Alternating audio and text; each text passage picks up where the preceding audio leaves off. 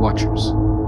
In the vast expanse of the universe, before time itself was truly understood by the mortal realm, there was a world where divine beings walked among the heavens. These beings were the Watchers, sent by God to observe the earth and its people. They were angels of great beauty and wisdom, and their duty was to watch over humankind, ensuring that the natural order remained intact. The Watchers were given knowledge beyond human comprehension. They were the servants of God, tasked with keeping order in the world He had created. But the Watchers were not just any angels. They were entrusted with something far more significant. They were to guide the humans on earth, to teach them the ways of righteousness and divine wisdom. For ages, they lived in the heavenly realms, far removed from the troubles of mankind. They were untouched by the temptations of the world below. Yet the Watchers were not immune to the pull of curiosity. They had seen the daughters of men, beautiful women of the earth, and in their hearts, something stirred, a longing, a desire. The very essence of their mission, which was to remain detached and objective, began to waver. The divine prohibition against mingling with the mortal realm grew weaker in their hearts, and slowly the idea took root that perhaps their judgment could be clouded by temptation. The descent of the Watchers, the oath on Mount Hermon. The story begins on Mount Hermon, a high and sacred place in the world, where the Watchers, who had been observing the earth from their heavenly vantage, decided to descend. It was here that a group of 200 angels gathered together. Their leader was the powerful and charismatic Azazel, a being of immense strength and beauty. Azazel, though a leader of the Watchers, began to sow the seeds of rebellion. Envisioning a world where the angels and humans could share knowledge and power, Azazel whispered to the others, urging them to come down to the earth. They would no longer be mere observers, but active participants in the world below. With Azazel's words echoing in their hearts, the Watchers began to feel a deep yearning to descend to the earth, to be among the daughters of men. And so, with a terrible sense of purpose, they gathered together at the foot of Mount Hermon, where they swore an oath, a sacred promise to act upon their desires and not turn back. Their pact was sealed with blood, a promise that none of them would betray the others. They vowed to descend and take the human women as wives, to bear children with them, and to teach humanity forbidden knowledge. The sinful union, angels and humans. The Watchers were no longer content to remain in their heavenly dominion. Led by Azazel, they descended to the earth in their divine forms, but they took on the likeness of men. These great and powerful beings were now mingling with humans in ways that were never meant to be. They sought out the fairest of the daughters of men, and they took them as wives. These unions were not born of love or divine will, but of passion, defying the order of the heavens.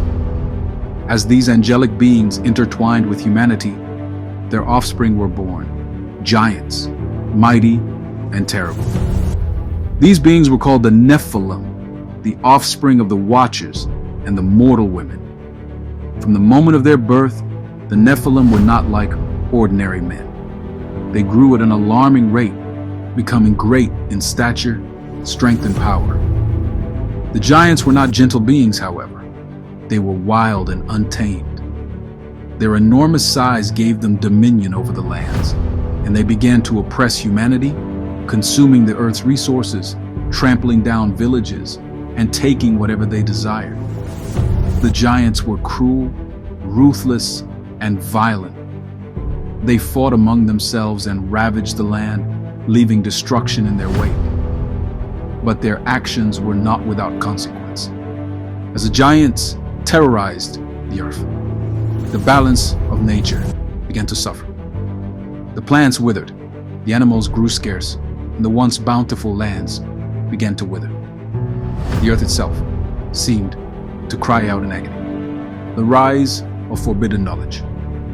As the Watchers continued to live among humanity, they imparted knowledge to mankind. This knowledge was powerful but forbidden. Azazel taught the art of metalworking, how to fashion weapons of war.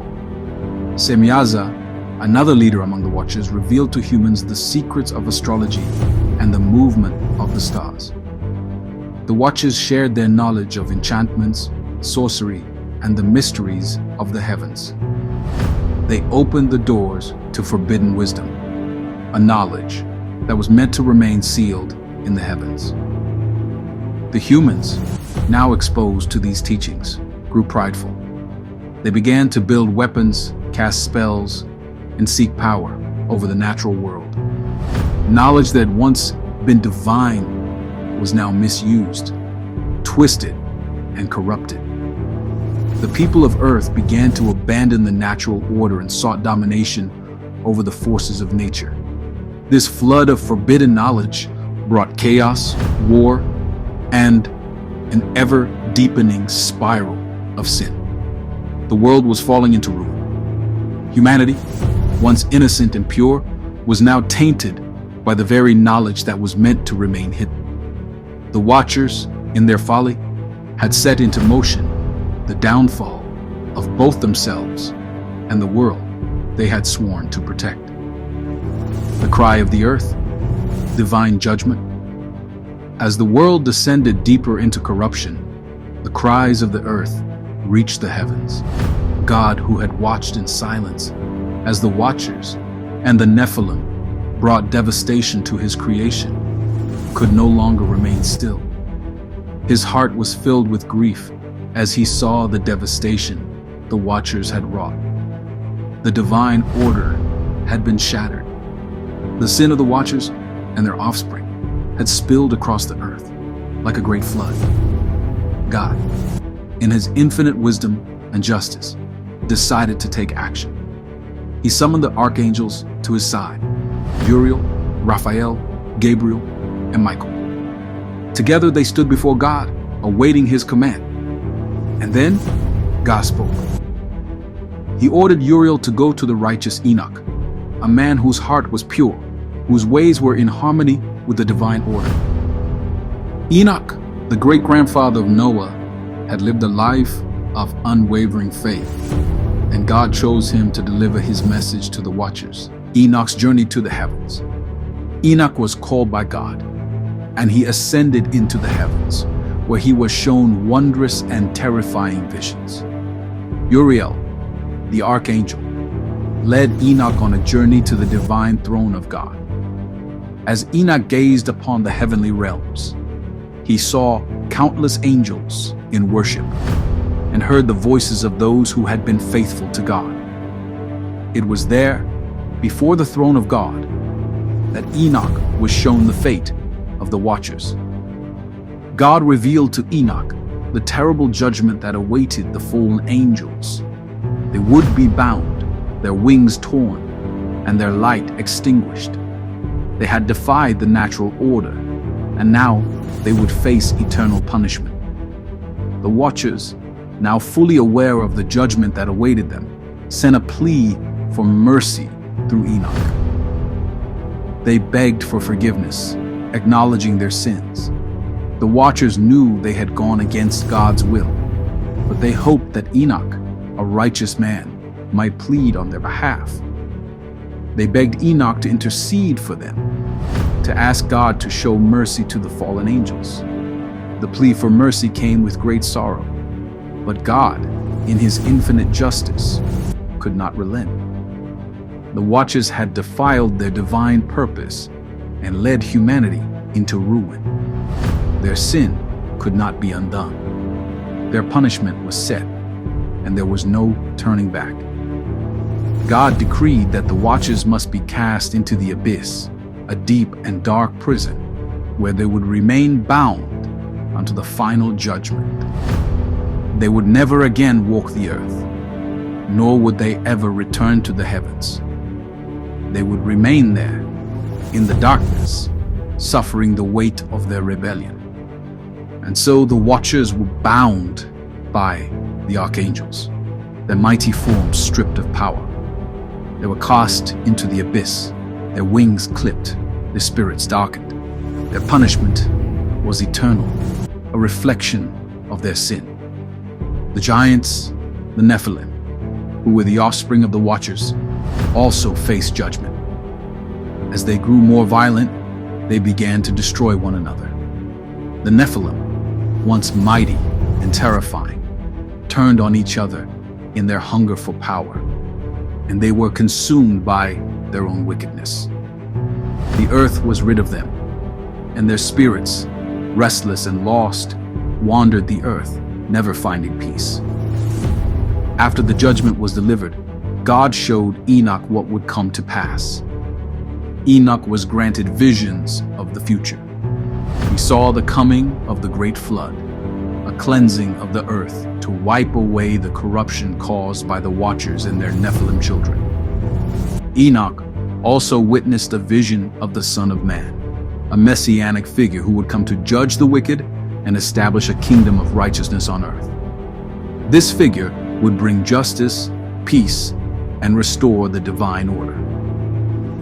The story of the watchers, their fall from grace, and their ultimate judgment serves as a warning to all.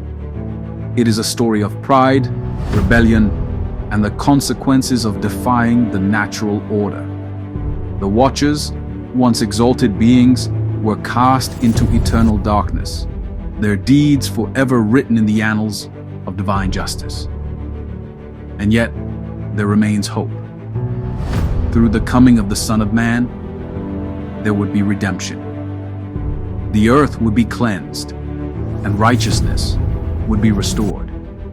The righteous would inherit the earth, and the wicked would be cast into darkness. The divine order would be set right, and the world would once again know peace. Enoch, the faithful servant of God, would live on in the memory of the righteous. His story, a testament to the power of divine justice and the importance of remaining faithful to God's book of parables. The world of Enoch's time was filled with corruption, violence, and the heavy weight of sin. The heavens had looked upon the earth, and the cries of the oppressed had reached the very throne of God. The once vibrant and peaceful world had fallen into chaos, where the righteous were few and the wicked had overtaken the land. It was a time of great darkness, and the light of righteousness seemed to have almost faded from the earth. Humanity had grown proud, arrogant, and disobedient. Sin had become so widespread that even the mighty had abandoned the path of justice. But in the midst of this, God had not forgotten his creation. From the very beginning, God had prepared a plan that would not only bring judgment to the wicked, but ultimately bring forth the restoration of righteousness. Enoch, a righteous man who walked with God, was chosen as the instrument through which this divine plan would be revealed. Enoch, a man who had been faithful in a world filled with corruption, was granted visions of the future, visions of judgment, but also of hope. These visions were not simply warnings, but also promises that the darkness would not last forever. A day was coming when righteousness would triumph and evil would be cast into the abyss. In the beginning of the parables, Enoch saw the Son of Man, a figure who would arise to bring judgment upon the earth. This figure was not a mere king or conqueror, but one chosen by God himself to execute divine justice and restore the order that had been disrupted by sin.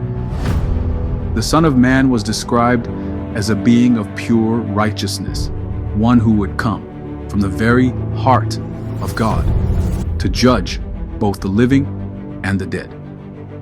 Enoch's first vision was a glorious revelation. He saw a throne in the heavens, brilliant with light, surrounded by millions of angels.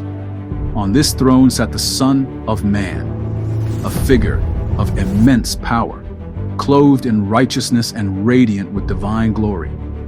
His face shone like the sun, his presence so overwhelming that all creation trembled before him. Enoch's gaze was fixed upon the Son of Man, and the parable spoke of him. Behold the Son of Man, who will sit upon the throne of glory. He is the one chosen from before the foundation of the earth, the one who will judge all nations and all peoples. His judgment will be just, for he is the righteous one. His authority is supreme, for he has been given dominion over the earth and all that is in it. No one can withstand his wrath, and no wickedness can escape his gaze. The Son of Man was not just a figure of judgment, he was also a figure of hope. He was the fulfillment of a promise, a beacon for the oppressed, the downtrodden, and the faithful. His coming would mark the end of the reign of evil rulers, the destruction of false gods, and the restoration of righteousness upon the earth.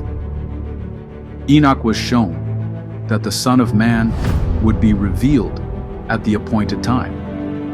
The world would not know when he would come, but when he did, it would be with great power and glory.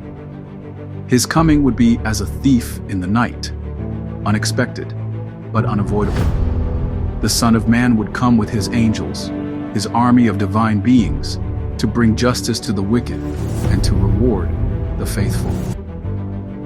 The earth would tremble at his arrival, and the heavens would rejoice at the triumph of righteousness. Enoch's visions then turned to the wicked rulers, the kings, the tyrants, and the false leaders who had taken power through injustice. These men were not merely sinful, they were corrupt to the core. They ruled with cruelty, using their power to oppress the weak and to sow destruction across the land. The tyrants were compared to wild beasts, hunting down those who were vulnerable and using their wealth and influence for selfish gain. They were also likened to wolves, devouring the innocent and trampling upon the righteous. Their cruelty knew no bounds, and they turned a blind eye to the suffering they caused. Enoch was shown a vision of these rulers gathered together, basking in their arrogance. They thought themselves untouchable, invincible, and above the law. But the vision quickly turned grim. The Son of Man, in his glory, was coming to confront them. The judgment would not be a gentle one, but a terrible retribution for their actions. The tyrants would be cast from their thrones of power, their kingdoms destroyed. The Son of Man would come with an army of angels, and he would destroy the works of the wicked. The rulers would be humbled, their arrogance wiped away like dust. No amount of wealth or power could save them from the righteous anger of the Son of Man. Enoch was shown the ruler's end. They would be thrown into darkness, into a pit of fire, where they would remain for eternity, separated from the light of God. Their end would be one of shame, and their names would be forgotten. A significant portion of the book of parables is dedicated to the Watchers, the fallen angels who had descended to earth in the days of old. These angels had broken their sacred oaths and taken human wives, creating the Nephilim, a race of giants who brought ruin to the earth. Enoch was shown that the Watchers would face the harshest of judgments. The angels, who had defiled themselves with the daughters of men, would be bound in chains of darkness. They had abandoned their divine mission, forsaking their heavenly purpose, and had instead led humanity astray. They had taught humanity forbidden knowledge, such as sorcery, astrology, and the making of weapons of war. Through their influence, the world had descended into chaos. The Watchers were cast into an abyss, a deep and dark prison where they would remain in torment until the end of time. The punishment was severe, for they had violated the natural order, and their actions had led to the corruption of mankind. Enoch was shown that the Nephilim, the giants born of the union between the angels and the daughters of men, would not escape their fate. These giants, with their mighty strength and cruel hearts, would destroy each other. Their pride would lead them to war, and they would consume one another in their lust for power.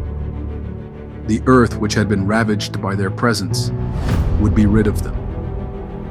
Enoch spoke, "The Watchers shall be bound in the darkness, their wings torn and their power stripped away. They shall remain in chains awaiting their eternal judgment. The Nephilim shall fall by the sword, for they are a blight upon the earth. The land will be cleansed of their wickedness." The destruction of the Watchers and the Nephilim was a sign that no one, not even the most powerful beings in existence, could escape divine justice. Their rebellion would be met with eternal punishment, their wickedness wiped from the face of the earth. The visions continued with a scene of unparalleled glory, the final triumph of righteousness. Enoch was shown that, after the judgment of the wicked and the fallen angels, a new world would be established. The Son of Man would reign as king, and his kingdom would be one of perfect justice, peace, and harmony.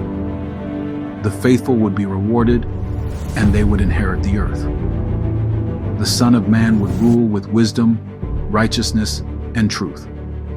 There would be no more sorrow, no more suffering, for the land would be healed. The nations would come to him, and all would live in peace. There would be no division, no injustice, no violence. The earth would be restored to its original glory. The righteous, those who had remained faithful to God, would live with him in his presence. Their names would be written in the book of life, and they would never again experience pain or death. They would see the face of God and live forever in his love and light. The Son of Man would bring about the final victory over evil. He would cast the wicked into the eternal fire, and they would be separated from the presence of God forever. His kingdom would be one of peace, and all would rejoice in his reign. The book of parables concludes with a final message of hope and assurance to the righteous. Enoch speaks to those who remain faithful. To those who walk in righteousness, fear not, for the day of reckoning is near. The Son of Man will come, and his reign will be everlasting. The wicked will be judged, but you will inherit the kingdom of peace. Do not falter, for the victory is assured. Hold fast to the truth, and you shall see the glory of the coming kingdom. Enoch's final words echo through the ages, a promise that the darkness will not last forever. The righteous will be vindicated, and the divine order will be restored. Those who have walked in faith will see the glory of the Son of Man, and they will live in a world free from sin, suffering, and sorrow.